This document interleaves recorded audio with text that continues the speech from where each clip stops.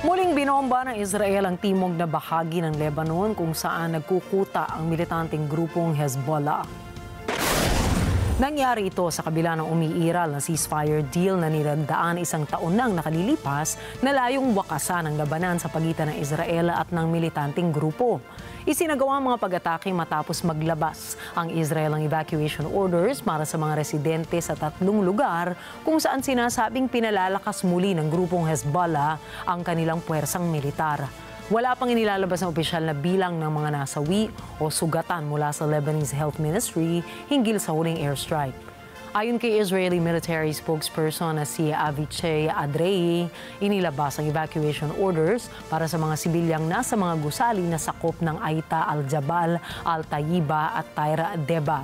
Pinayuhan umano nila ang mga residente na manatiling malayo mula sa mga gusaling maaapektuhan ng mga pag-atake. Tumulong naman ang Lebanese Civil Defense sa pagpapalikas ng mga residente bago nagsimula ang airstrikes. Ayon sa Hezbollah, nananatili silang nakatuon sa kasunduan ng tigil putukan, ngunit iginiit ang kanilang karapatan na ipagtanggol ang sarili laban sa Israel. Kasabay ng mga babala ng paglikas ay ang pagpupulong ng gabinete ng Lebanon kaugnay sa operasyon ng pagkumpiska sa mga armas ng Hezbollah sa southern Lebanon.